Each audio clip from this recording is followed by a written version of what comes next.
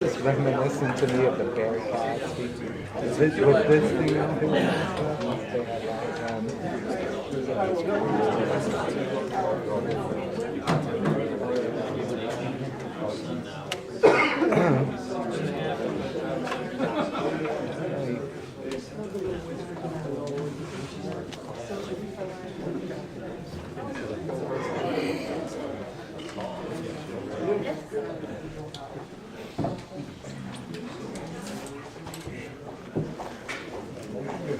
James.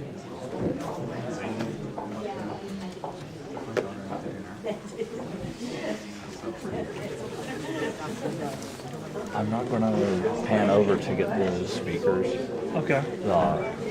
Just because the way this thing is, when I loosen it up, the whole thing wants to like flip over. So the panning and scanning isn't going to be easy for me. But I'll like let you do whatever with the video. But if you want to like make sure you get the speakers. Okay. Yeah, I don't know if they'll be there or not. My guess is right there. He wasn't there for property development, so he doesn't know about the storefront. No, he doesn't. I was going to talk about that.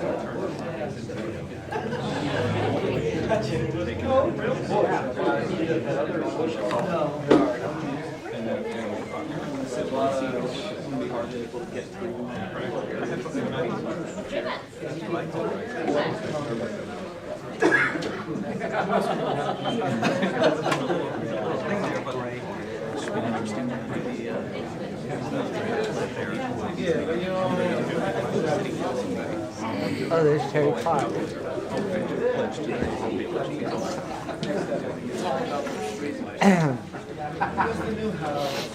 What were you saying, Ian? I know that at the full city meetings they do pledges of allegiance, but I'm not sure if they do it. I don't know. I've got water. Oh, right on.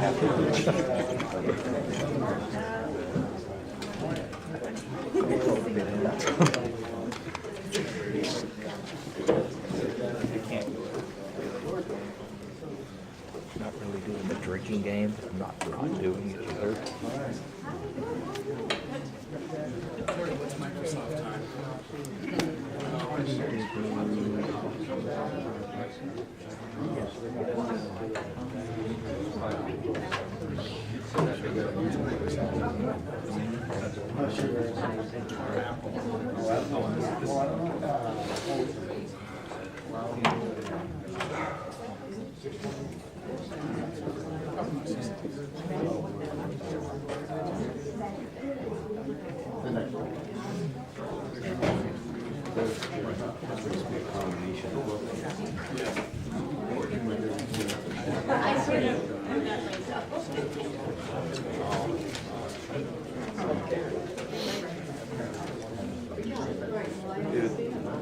You've seen this, right?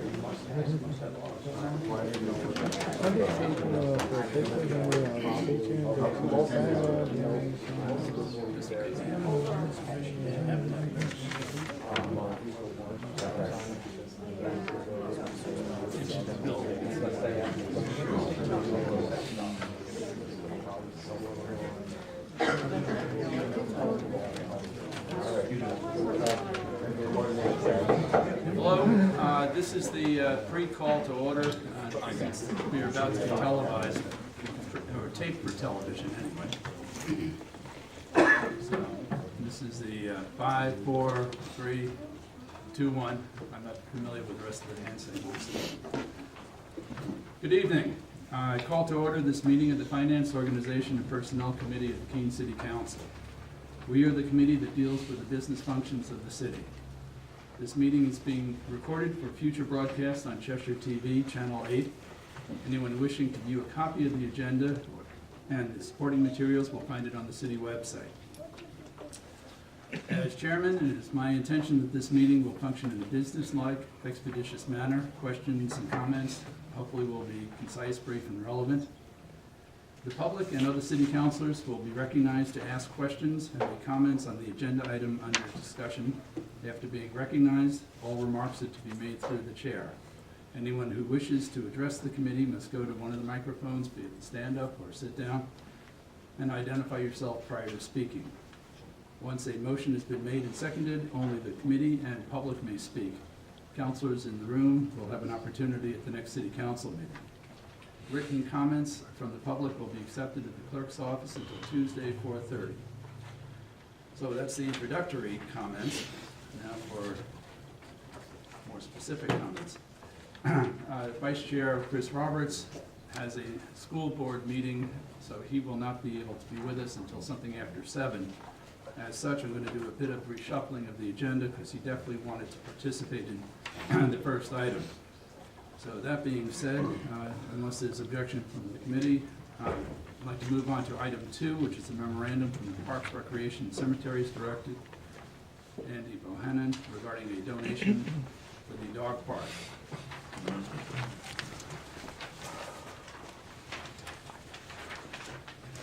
Thank you, Mr. Chairman, members of the committee, Andy Bohannon, Parks and Recreation Cemeteries Director. Would like to bring forward to you tonight a donation of $300 from the Friends of the Keene Dog Park, who continue to do fundraising efforts to build a successful dog park here within the city of Keene. Questions from the committee? Yes, sir. Well, I don't know, is it inappropriate at this time to ask for a basic report on what the status of the dog park and what they're doing with the $9,900 here, and what's the timeline, et cetera, like that? We can certainly come back to committee with a report. Okay. Any questions from the public? Counselor, oh, yes. Nancy. Daryl Perry. Why must the people that want to build this dog park have to go through the city? Why can't they just build it themselves? It's on city property. Any further questions? Counselor Clark, perhaps a motion? I'll move that the Finance, Organization, Personnel Committee recommend the city manager be authorized to do all things necessary to accept a donation of $300 toward the creation of a dog park. Second. Motion's made and seconded. Anything further from the public, from the committee? All in favor? We are 4-0. Thank you. Mr. Bohannon, another donation, please. This is regarding the summer soccer camp. Okay, actually, it's to authorize the city manager to execute a facility use agreement with Challenger Sports Corporation for the week of August 19th to the 23rd. Camp is held at Fuller Park. We outsource soccer camps to this organization. They come in, they have 2 players that they have a host family for the week and do a great job. This will be our 3rd year working with them. And in addition to the soccer camp, they provide an adult coaches clinic, and they provide coaching materials for us to use in our fall soccer league. So it's a definitely win-win for us. Questions from the committee, from the public? Motion, Counselor? Move that the Finance, Organization, and Personnel Committee recommend that the city manager be authorized to execute a facilities use agreement between the city of Keene and Challenger Sports Corporation to have a 1-week soccer camp during the week of August 19th through 23, 2013 at Fuller Park. Second. Second. Motion made and seconded. Anything further? Questions? All in favor? 4-0. I was amiss. Did you state your name and address? Daryl Perry. The minute taker would call me on that otherwise. Thank you. Okay, one more time, Mr. Bohannon. Thank you. The next item is just a recommendation for the city manager to be authorized to renew the agreement that we have with the American Legion Post number 4 for the 1-year control and use for the softball fields located at 797 Court Street. Back in 2010, if you recall, the 25-year control and use agreement expired, and we entered into a 1-year agreement with them. This fee is $5,000, and it is split between the city and the Greater Keene Men's Softball Association and the Greater Keene Women's Softball Association. questions? Yes. Is this the same as we did last year, Andy? The exact same thing, yes. Okay, thank you. Okay, anything from the public or other counselors? Move that the Finance, Organization, and Personnel Committee recommend that the city manager be authorized to renew the agreement with the American Legion Post Number 4 and the City of Keene for a one-year control and use agreement of the softball fields located at 797 Court Street. Second. Motion's made and seconded. Anything further? From the public? All in favor? 4-0. Thank you. Thank you. That's all there is. Thank you. Okay, next up, we have a memorandum from the police chief regarding Bulletproof Vest Partnership Grant Program. Thank you, Mr. Chair. Kenneth Miola, Police Chief. What you have before you is a grant from Bureau of Justice relative to bulletproof vest replacement and purchase. Keene Police Department issues bulletproof vests to all of their officers. It's mandatory, they wear them when on duty. They have a shelf life of about, a wearable life of about 5 years, and then we replace them after that. So this grant actually helps subsidize about 50% of the cost for every new vest that we either buy or replacement vest that we have to purchase for the office. The grant is in the amount of, this year, the amount of $3,948. And it's also a grant we've partaken in for the last number of years. Questions from the committee? Public, other counselors? Councilor Clark. Move the Finance, Organization, and Personnel Committee recommend that the city manager be authorized to do all things necessary to accept $3,948 from the Bulletproof Vest Partnership Grant Program funds of the U.S. Department of Justice Bureau and Justice Programs. Second. Motion's made and seconded. Anything further from the public, committee? All in favor? Unanimous, thank you. Thank you. Thank you. Next, we have a memorandum from the planning director. This is regarding the Stearns Hill Conservation easement.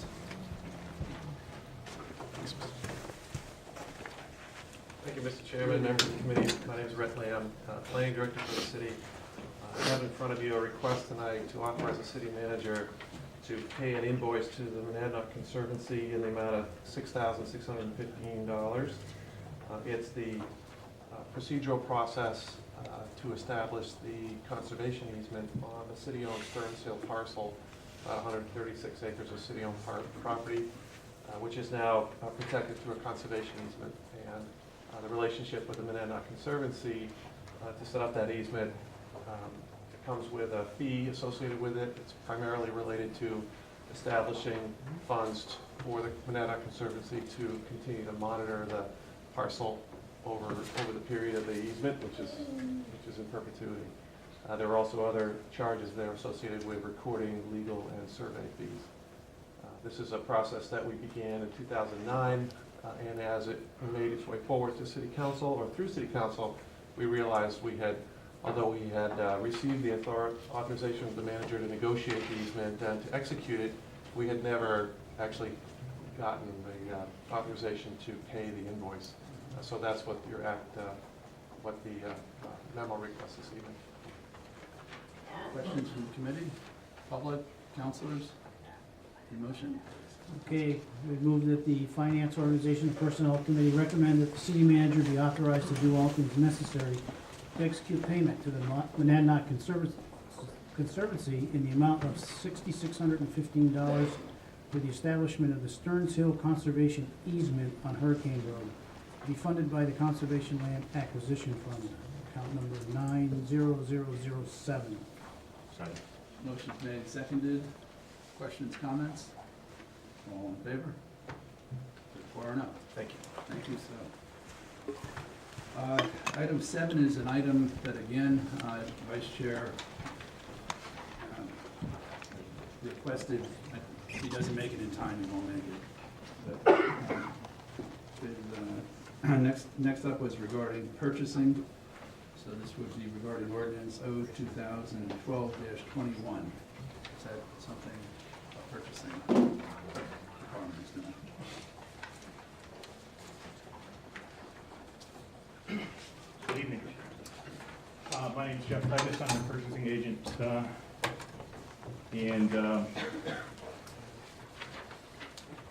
Tonight, I wanted to bring before you a proposed change to the purchasing ordinance. This relates to situations where recently we've been going through a review of facilities-related contracts and so forth, and in the course of doing that, have determined that there are a number of situations where maintenance and repair contracts are being looked at and put out for quotation and bid. And we've determined that we feel that we can get better pricing in certain situations where we include minor repairs along with the maintenance portion of these contracts. So to that end, we're recommending that the committee and ultimately the council consider a change to the purchasing ordinance under section 2-1332, for city purchases, item 2, with the addition of a sentence that reads as follows: where previously competitively bid facilities maintenance and repair contracts are in place, the requirement to obtain 3 or more quotations for repairs is hereby waived. For repairs exceeding $20,000, existing bid provisions remain in effect. Our intention in recommending this particular language is that many times there is a need to make repairs quickly in certain situations. Specifically to that, I'm going to reference situations such as elevator repairs, repairs to boilers and heating systems, building security systems, and fire suppression systems, to name a few. These are situations where oftentimes we have to bring in a repair contractor to determine what a problem is, and it isn't always necessarily known at that time what the extent of the problem might be. So in situations where that occurs and a contractor is in the midst of tearing down a piece of equipment to determine what a problem is, what the problem with it is, it is oftentimes more efficient and expeditious to allow them to make the repairs as quickly as possible within a certain dollar limit. So what we're recommending and suggesting here is that within the provision of the ordinance that allows for quotations to occur, which is specifically $5,000 to $20,000, that provision be waived and that repairs be allowed to occur based on already competitively bid and known labor rates and markup for materials based on what we've already put out that resulted in the selection of that particular contractor. Again, the reasons for doing this are to allow for minimal delay in situations where repairs need to occur quickly, and to hopefully encourage vendors to provide attractive pricing in order to win a contract, which would likely allow them some additional opportunity for revenue based on providing those basic repairs. And with that, I'll entertain questions if you have any. Yes. Jeff, as I read the existing language, you could already really do this because it's between $5,000 and $20,000. Maybe you could get quotations. Well, right? Really what we're looking to do here is to utilize the selected contractor to make the repairs without going out and getting additional quotes in those situations. Normally, if we determined that a repair was going to exceed $5,000, we would require a department to go solicit at least 3 quotes. In this particular case, based on having already selected the contractor through a competitive process, we're just looking to allow them to make repairs up to that $20,000 threshold without getting those additional 2 quotes. So I guess what you're saying is you are gonna go through a process to pre-select or pre-qualify contractors for certain disciplines. Is that what you're saying? Correct. And so how long would that period that they would be qualified? Well, they would, the term of the contract would be basically, you know, a year to 3 years, depending on the situation. And they would, during the course of the term of that contract, they would be the selected vendor. Then when it goes back out to bid, another contractor would have an opportunity at that same business. But it doesn't say that. Well, each contract is coming up separately as we go through the process of updating those individual situations where maintenance contracts are required. But we're just looking to provide an overall approach to allow us to build some of those repair costs into those maintenance contracts as they are obtained.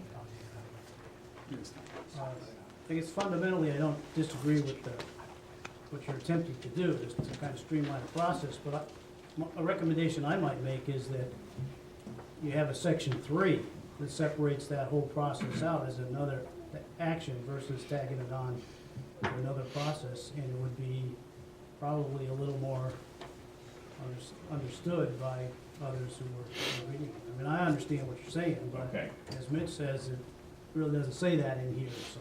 I think the reason we put it in with the quotations is because it related to the idea of getting quotations or not.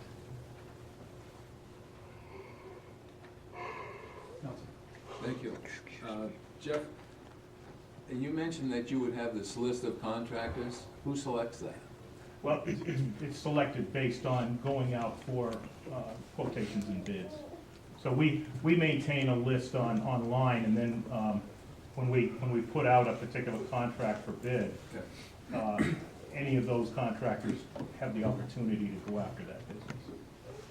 But what we're talking about here is you're talking about people with bids over $20,000 that you keep that list, right? Or is this for all that we do, where we've had to get the bids from 5,000 before? We go out publicly to request both quotations within the $5,000 to $20,000 range, and we also put out bids above the $20,000 range. And when we do that, we issue them through our purchasing website. So they're publicly issued, they're advertised, and then we run a competitive process and make a selection based on the situation at hand. City manager. Well, I think Councilor Powers has actually hit the nail right on the head here. We're really talking about contractors of record. And we certainly could spell it out differently. I think what Jeff Titus has suggested is that there's a need to act quickly from time to time. There's also a tremendous amount of work that goes into proofing up these bids. And so if you have a contractor of record who might do the elevator maintenance, for example, since that's something that could happen more frequently, it actually helps the process because his office deals with a large number of bids and purchasing requests. So he's saying that by going out, for a short period of time, maybe for a year, up to 3 years, depends on the type of contract, we qualify the bidder, and we ought to be able to work with them using the unit prices or the hourly rates or whatever it is that we have established with them in a competitive process. Certainly isn't unusual. I agree with the counselor, though, that maybe we can delineate that in a different manner and bring it back in a manner that reads in that fashion. I don't know anything about this. Did you have something to add? I don't know if I could help or not, but really what's occurring is that the purchasing department and other departments in the city are trying to amalgamate as many cross-departmental contracts as we can for a number of services. And in doing that, we create repair contracts and service contracts and maintenance contracts of all different sorts. And what we're running into as we do that, is we're running into situations where we have for example, a maintenance contract on a boiler.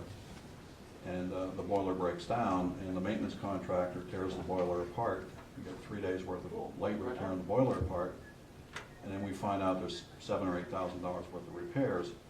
And under the present process, we then have to stop and go out and find 3 bids. And generally, you don't pick up the phone and say, I've got a boiler apart for 3 days. Could you tell me over the phone how much it's going to cost to fix? You generally have to dispatch somebody to come out and create an estimate, et cetera. And we've not found any real cost savings by doing that.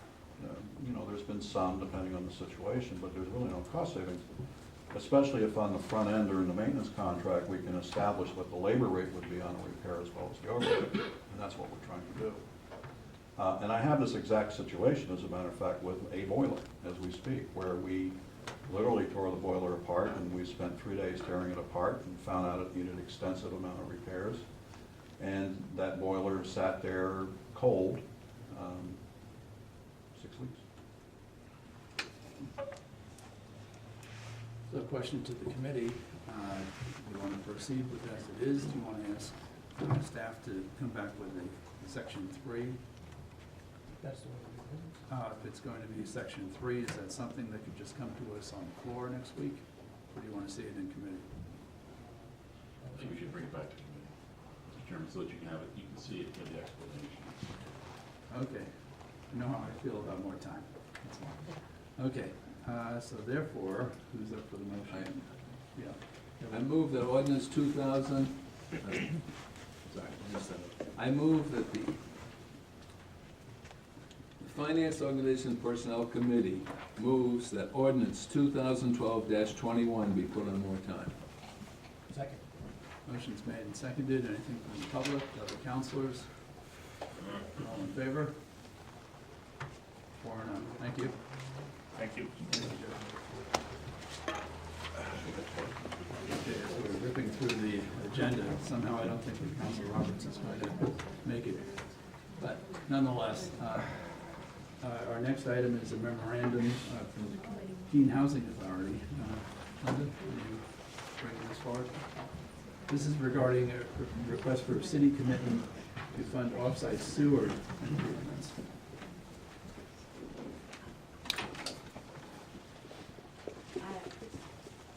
Linda Van Gogh, Keene Housing Authority, CDBG Administrator. I'm here tonight with several people from the Base Hill Cooperative who would also like to speak just very briefly about the kinds of issues that they've had, but I'll explain the overall situation. 2 years ago, the council approved and we applied for a feasibility study for the Base Hill Manufactured Housing Cooperative on Base Hill Road. And that was successfully done. It did identify a great amount of work that needed to be done. Among that was that the sewer system was very old and somewhat in danger of falling apart. The sewer system consists of 2 parts. One of them you might think of as a round part that goes along with that's on site, and the rest of it is very long sewer main, maybe 2,000 feet, that goes through city land to the to wherever it connects into the major sewer. And that part of it is also owned and the responsibility of the Base Hill Cooperative. So tonight there are 2 requests before you. One of them is the same one you passed a year ago, and that is an approval of a community development block grant for $500,000, or an application for $500,000, which would pay for the on-site sewer improvements. We applied for that grant in last January and missed it by a hair. I knew that it wasn't a high-scoring grant because it didn't have a match, but I thought it had a chance. We applied for it again in July and missed it by a hair one more time. Are coming back to you again tonight because this is a significant problem, and it's become more serious during the year, as you hear from some of the people in Base Hill. But it's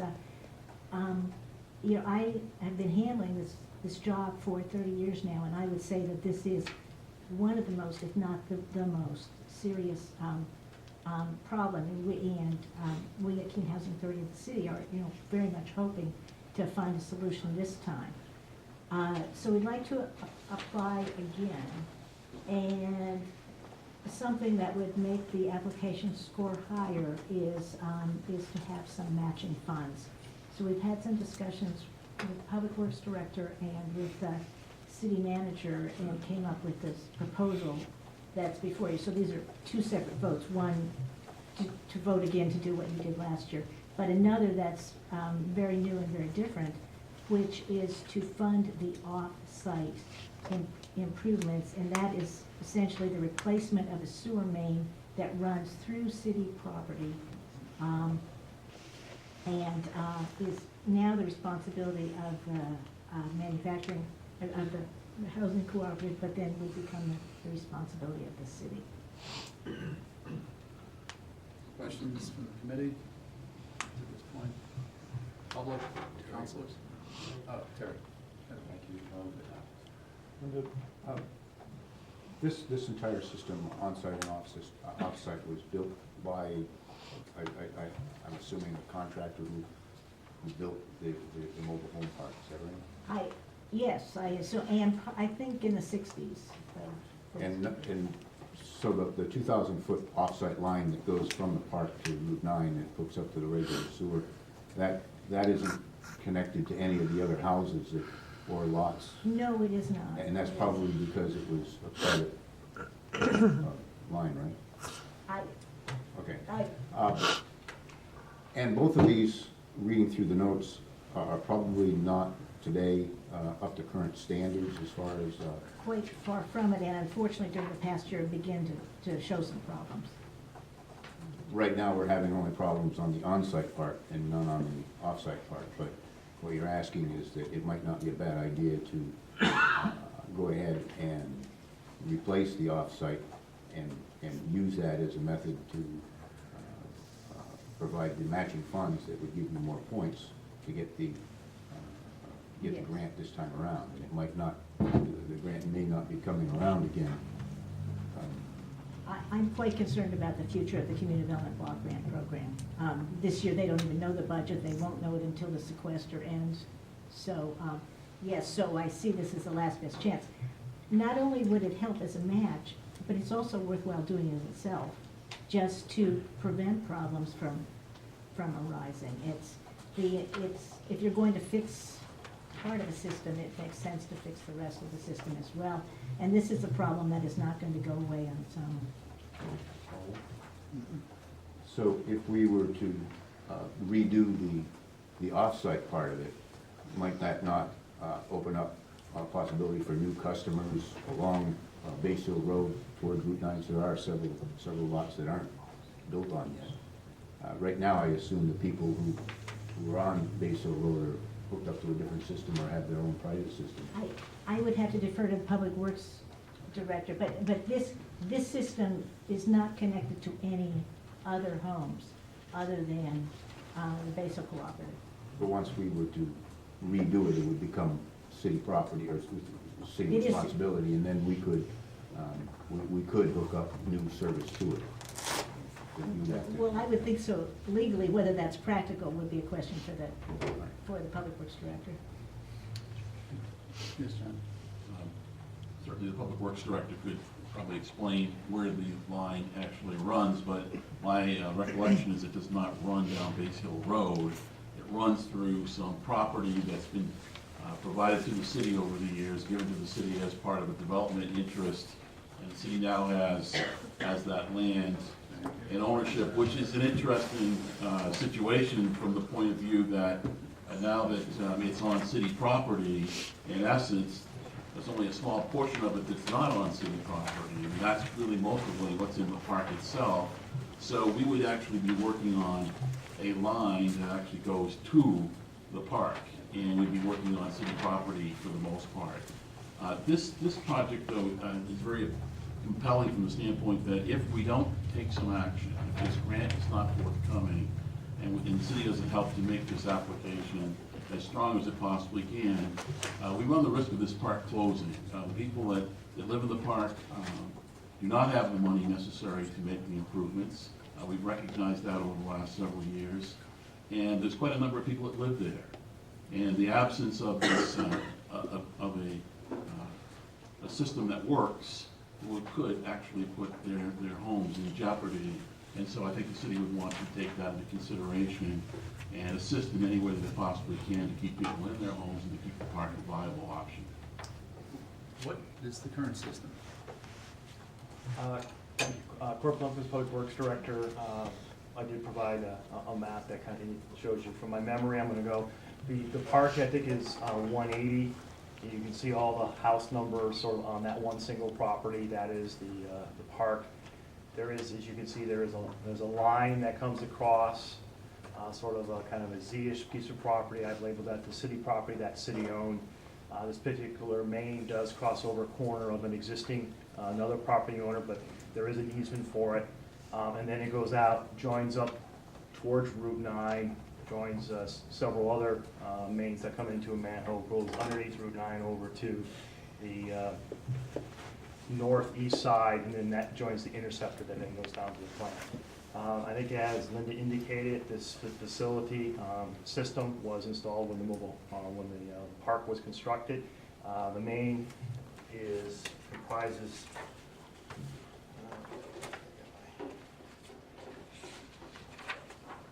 it consists of currently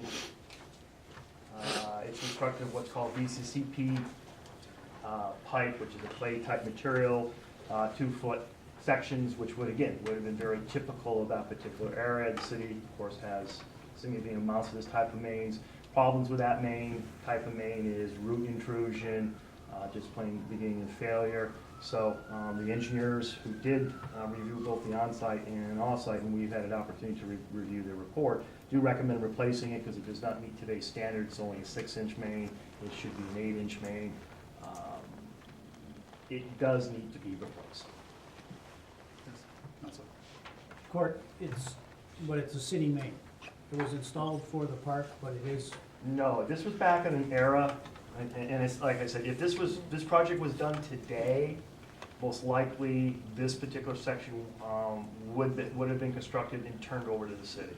But this was done somewhere in the late 50s, early 60s, when those kind of considerations weren't in effect. So today, this main actually is a private main. If there were any failures on it, etc., the co-op would be responsible for it. Yep. Your discussions about the rehabilitation of this, does it contemplate that you would put it back the same place, or would, I know we did a number of years ago, another line crossed it back through an easement. We would go back in the same place that they currently, the city did take ownership of that, or was given that property, that label still there. It does have an easement through the other one. We looked at it and possibly running down Base Hill Road, but there isn't the elevation. Base Hill Road is sort of kind of goes up and then goes down towards Swansea, so it would be very difficult to install that within the right of way of Base Hill Road. We would go basically pull it out, put the new sections right where it is. Anything further? Okay. So we have two issues. One would be acting on the request, of which you have a motion, and then there's a resolution moving them forward. Right? And I'd like to give the people from Base Hill an opportunity to speak if they could. Sure. Thank you. I'm sorry. Oh, well, we have Giovanna Lindgren, who experienced a problem herself. We have Jerry Merrill, who is the operations manager, and he's been dealing with the problem from the perspective of the park. And we have Lynn Booth, who's from the Community Loan Fund. And if this project infrastructure goes forward, the Community Loan Fund has a one-time short-term opportunity to refinance the park at a lower interest rate.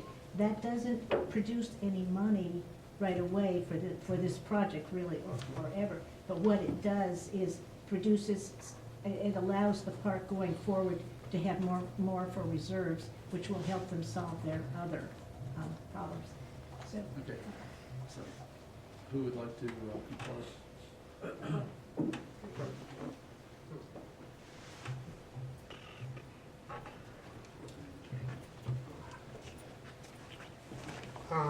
Lindgren, president of the Base Hill Cooperative. Everything I was going to say has been said, except the fact that we are a community that we bought the property in 2006. The feasibility study was in 2010.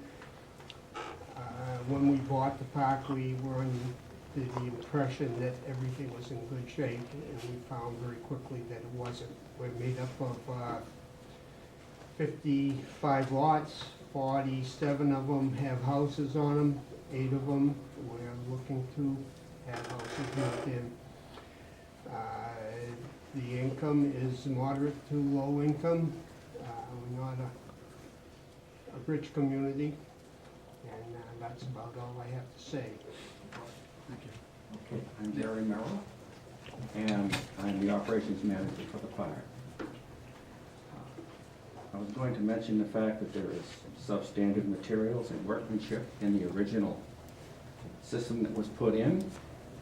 We have some of our lines in the park itself that are not buried deep enough, so they freeze in the winter, and we have to call rotor to thaw them out and then flush them out. And during that process, we've had surge on top of the ground many times. We've also had surge in many homes that have backed up in the last few years. We average at least 8 calls a year just to rotor to help keep things flowing for us. And each of those calls cost us approximately $600.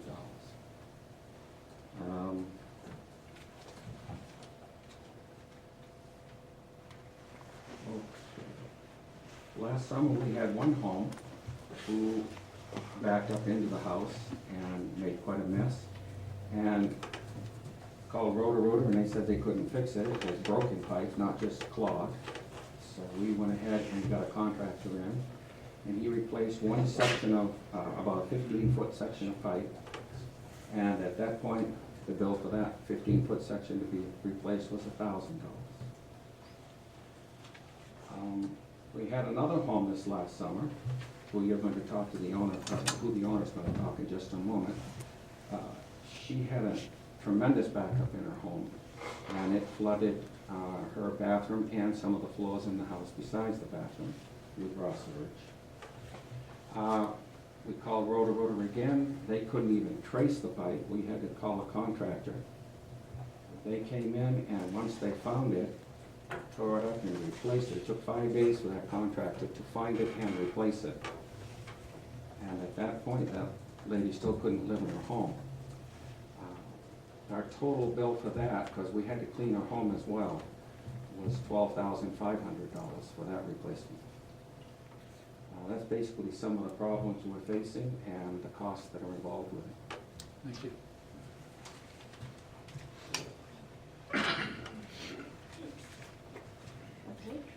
My name is Giovanna Lindgren, and I guess I'm here as testimonial on the home that Jerry was speaking of, that the sewage backed up into my home. It was, as you can imagine, without being graphic, very horrifying to see sewage in my tub and on my bathroom floor, and it was sort of scary because we have forced hot air, so the water ran down into the air vents, making it even a more dangerous situation because the bacteria could at that point become airborne to my whole house. I had sort of a special situation, not only for a normal person, but I had a kidney transplant a few months earlier, and I was just getting back to the road to recovery. It's slow going, and I spoke to my nephrologist, and he sat me down and said, look, you might not be able to go back there. I said, what do you mean, how long? And he goes, possibly not ever, depending on how the bacteria has infiltrated my home. I was really fortunate that the Base Hill Co-op, you know, being a good place to live, they had ServPro come in and tested my home, and luckily the bacteria was contained, and they did a professional cleaning. I was lucky enough to get back into my home within probably 2 weeks. I was lucky, as my dad, he goes around the corner, I got to stay there, but it just made me aware of what could happen on a large-scale worst scenario. We have 46 families that live in that park, old people, fixed-income people, people with small children. I know I don't have the means to start over, and just knowing that I would be homeless, it was terrible. Actually gut-wrenching, and I have greater empathy for the people for Sandy now, knowing that, you know, where would you go, what would you do? So I really thank you folks for listening to us and our ask for help. And, you know, Sandy was an act of God, but we have a solution hopefully in sight with some hope. But thank you again for listening to us. I appreciate it. Thank you. Did you want to speak also? Yes, I'm Lynn Booth from Community Loan Fund. I work on one of our programs, Rock NH, which is resident-owned communities. I'm not supposed to say that, but that's what it is. The cooperative resident-owned community. I've worked with these co-ops for 13 years doing infrastructure and helping them get CDBGs and other forms of improvements for them. It's a struggle all along. You just have to keep plugging at it and working at it and getting, and I know that, quite frankly, match funds for cooperatives are almost essential for them to be approved for CDBG. And I also know the situation there. I was previously a contact for the community, and I've seen some of these issues. Along with just issues in the lines, the manholes were constructed very poorly, if not to any standards actually at all, and they've had to pump some of the manholes, and it really is a serious situation. It's one of the worst situations I've seen, even through a lot of septics flowing up and having to be repaired. As the Community Loan Fund, we have gotten this ability. It's very short-lived until about June. We will be financing their first mortgage and our 2 second mortgages. We were able to help them out when their water lines were causing problems and they were getting farther and farther behind. They are now finding those leaks and taking care of it and redoing those. That's part of the issue with hopefully having you folks take over the sewer lines, is the fact that they also still have water lines. And between partnership with all of us working at this to get this community up to snuff, so to speak, we really appreciate you thinking about this, and we're doing our part to finance them, and they should be able to reduce the rent actually a little bit and make them more marketable in this time. So I'll also encourage you to seriously consider this. Sounds like a very good explanation, and my tremendous sympathies for what you've been dealing with. It's terrible. My overall suspicion is that this council is going to be fully supportive, and I wish you well as it moves on to the actual funding. Okay, questions from the committee, the public, other councilors, and therefore, Councilor Clark. Move the finance committee, move to recommend that the city council authorize the expenditure of up to $265,000 as a match toward the cost of off-site sewer improvements necessary for the Base Hill Cooperative Sewer Improvement Project, conditioned upon the approval of the grant application in the amount of $500,000 by the CDFA. Second. Motion's made and seconded. The question, is that assumed that it's coming out of the sewer fund, city manager? Mr. Yes, it does. It will come from the sewer. Okay, we don't need. There's a correction to city attorney. I think it's supposed to be coming from CDBG funds, isn't that correct? Or I heard CDFA. We also need a vote for to apply for the 500,000. This 265,000 would be coming from the city. I understand that, but the reference in the motion was to CDFA. It says, conditioned upon the approval of the grant by, is it CDBG that's giving the grant? No, CDFA. It is CDFA, because the resolution references CDBG. Just wanted to make sure we were clear on that. Okay, you did read it correctly, and the motion is made and seconded is correct. We'll have to correct the resolution? No? Tom? It's, I understand No, it's no, no. CDBG funds, but it's through the CDFA. That's fine, as long as it was So clear. the resolution's correct? That's what I understand, is that correct, Linda? That's correct, Yes, good, thank you. Okay, sticking with the item under discussion, the memorandum first. Committee is all clear, the public is clear where we are. We have a motion and a second. Any further discussion? All in favor? 4-0. Thank you. Next item is the resolution regarding the application for these funds. It's resolution R 2013-01. Any discussion on that? We will discuss the wording, so, Council Callen. Recommend to the city council that the resolution 2013-01 be adopted. Made and seconded. Anything further? Committee, public? All in favor? Thank you. 4-1. Well, I thank the public very much for indulging my vice chair, who probably will tune in next. The item under discussion at this point, we go back to the start of the agenda.